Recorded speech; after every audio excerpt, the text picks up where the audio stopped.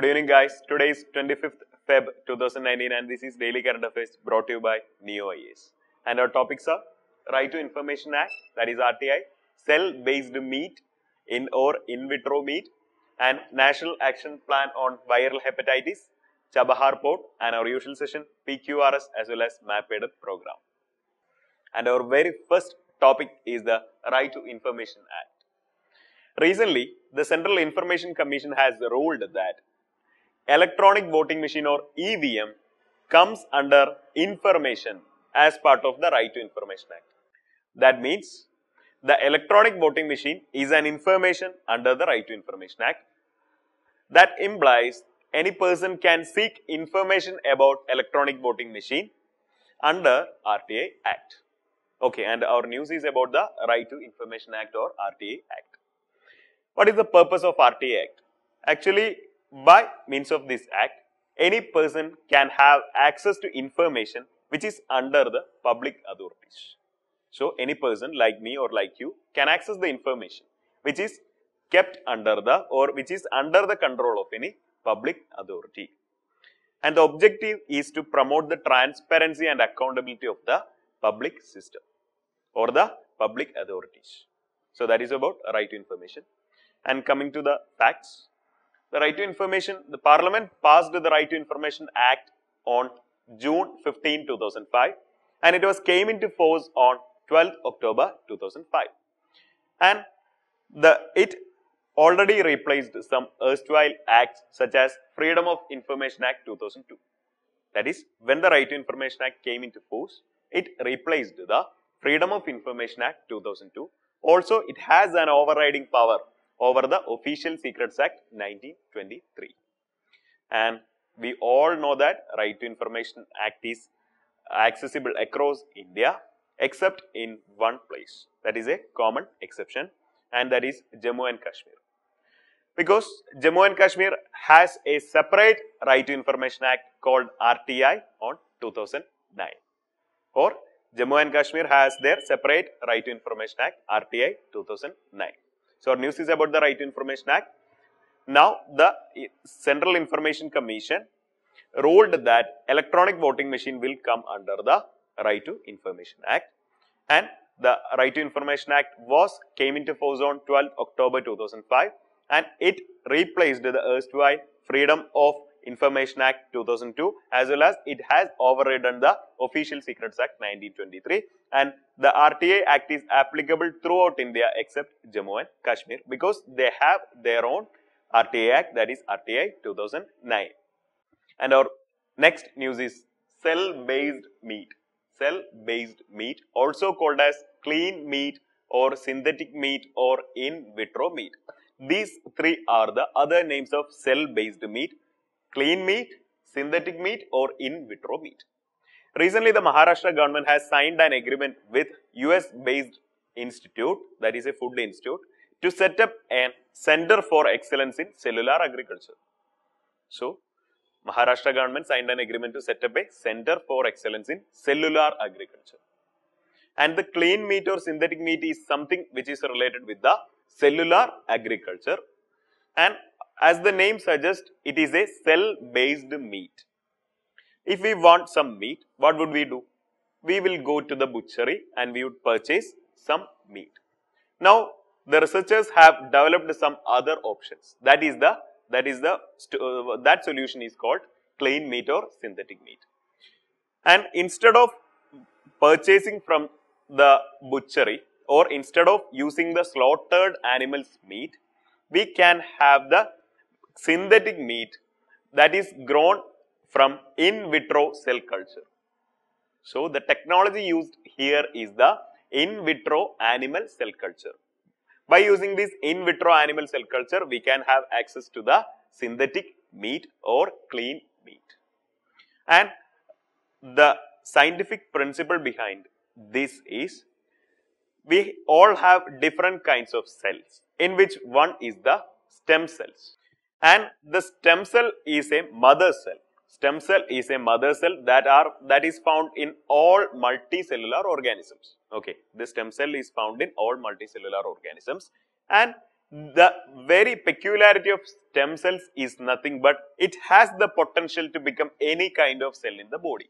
So, the stem cell has the potential to become any kind of the cell in the body. So, in lab, we collect or we extract stem cell from animals and we grow the stem cells in lab, and the stem cell can divide naturally like other cell. That makes the synthetic or clean meat. So, if the stem cell is treated, stem cell of the animal is treated under certain circumstances or right circumstances, it can divide naturally just like any other cell, which will in turn become the synthetic meat. So, the key points to remember is that one, the name clean meat, synthetic meat or in vitro meat, and the technology used is in vitro animal cell culture. In vitro animal cell culture, and for this, for applying the in vitro animal cell culture, we are using the stem cells, and stem cells have the potential to become any kind of cell, and if we nurture the stem cell in laboratory, it divide naturally just like other cells, and it allow us to make the synthetic meat easily. And the next news is about the National Action Plan on Viral Hepatitis. And the National Action Plan to combat the viral hepatitis was launched. And the program was launched under the National Health Mission. We know about the National Health Mission under the Ministry of Health and Family Welfare. So, the program was launched under the National Health Mission under the Ministry of Health and Family Welfare. Coming to the hepatitis. Hepatitis inflammation is of 5 kinds. Actually, what is hepatitis? Hepatitis is nothing but it is the inflammation of liver tissue. We all have liver.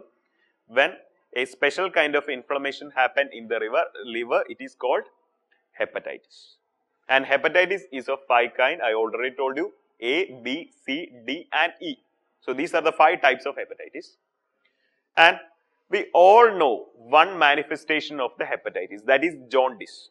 Sometimes we get confused with hepatitis and jaundice. And actually jaundice is the manifestation, visible manifestation of hepatitis. And jaundice is nothing but the yellowing of skin including the sclera. This is the picture of jaundice in which the sclera of a person became yellow. So, the person is particularly infected with hepatitis, and jaundice is the manifestation of hepatitis. Fine. Main objective of this National Action Plan on Viral Hepatitis is, one is to achieve countrywide elimination of hepatitis C by 2030. To achieve countrywide elimination of hepatitis C by 2030. Second, to achieve significant reduction in the mortality, morbidity and infected population associated with hepatitis B, C and hepatitis A, E. So, in order to reduce the mortality, morbidity and infection of these 4 kinds of hepatitis. These are the main objective of this National Action Plan on Viral Hepatitis, and the program is in line with the Sustainable Development Goals of the United Nations. So, our news is about the National Action Plan on Viral Hepatitis. It is launched by the Ministry of Health and Family Welfare under the National Health Mission. Hepatitis is an inflammation of the liver. It is of 5 kinds A, B, C, D and E. And the main objectives are to achieve countrywide elimination of hepatitis C by 2030 and to reduce the harmful effects of the hepatitis B and C, also hepatitis A and E. And the program is in line with the Sustainable Development Goals. And our next topic is the new Afghanistan trade route as well as Chabahar port. Recently, the Afghanistan began the exports to India through the Iranian Chabahar port. Okay, we know about the 2 ports. One is Chabahar and other is Gwadar. And the Chabahar port is developed by India in Iran, and the Gwadar port is developed by China in Pakistan. So, the Afghanistan successfully began exports to India through the Chabahar port. And this is the location of Chabahar port. You can clearly see the location of Chabahar port. From Kabul, the consignment has started and it reached the Chabahar port. Finally, it entered into Mumbai. bypassing the Pakistan. Okay. So actually we made or we developed or we have in association with China in regarding this port is mainly to provide easy access to India with Iran, Afghanistan and other Central Asian countries bypassing Pakistan. So we have to access to the Afghanistan, Tajikistan, Kyrgyzstan, Uzbekistan, those Central Asian countries and to Iran bypassing the Pakistan. That's why we have an interest in the Chabahar port.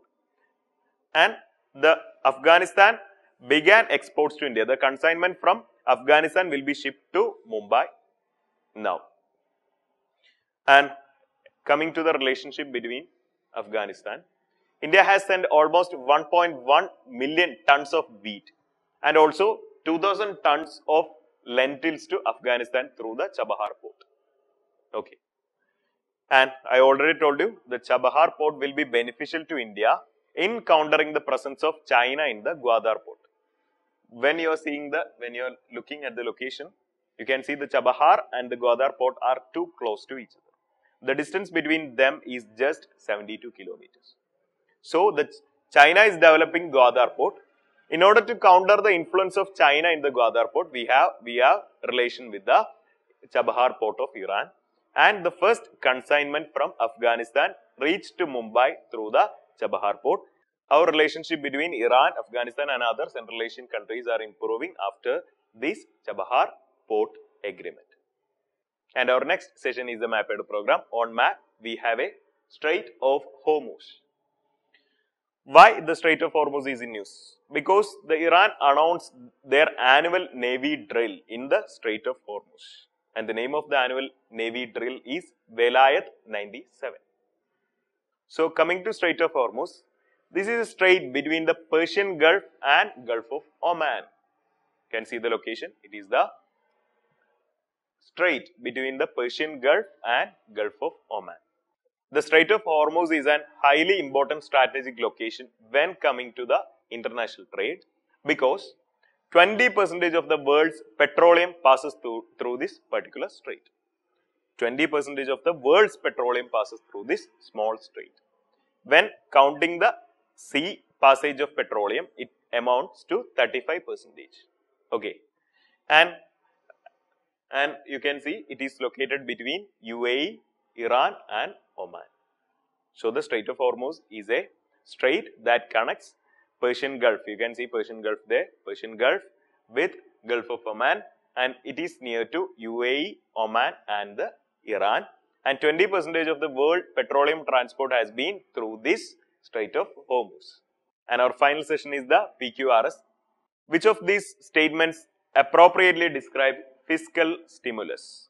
Statement A, it is a massive investment by the government in manufacturing sector to ensure the supply of goods and demand surge caused by rapid economic growth. Statement B, it is an intense affirmative action by the government to boost economic activity in the country.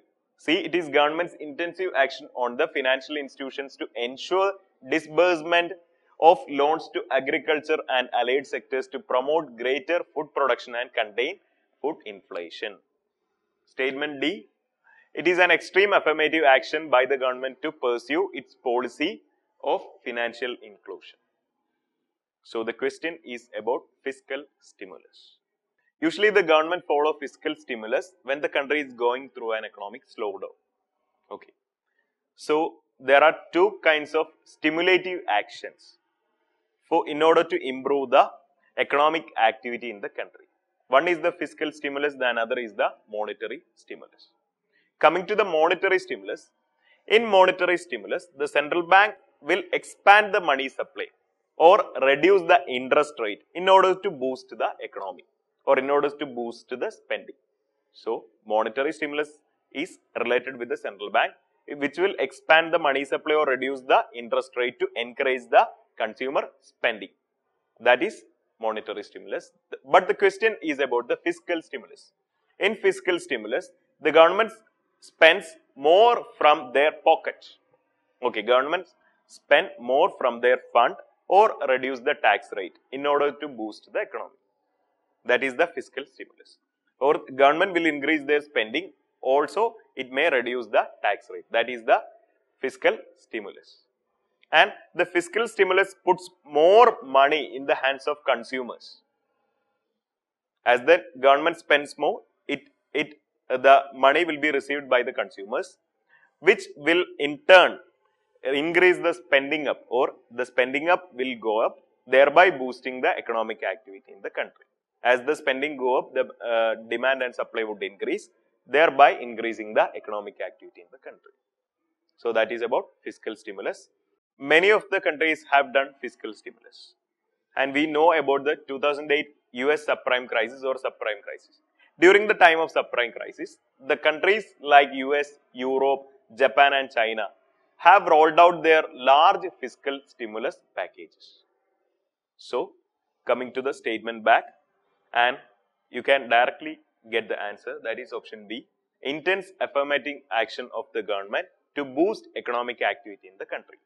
So, it is about fiscal stimulus. In order to boost the economic activity in the country, the government will give intense affirmative action, such as government will increase their spending or reduce the or slash the tax rates. So, hope you have understood everything, and that's all for today. Thank you so much for watching. For detailed explanation, you can refer to the PDF which is available in the description section, and please do comment, like, share and subscribe. Good night.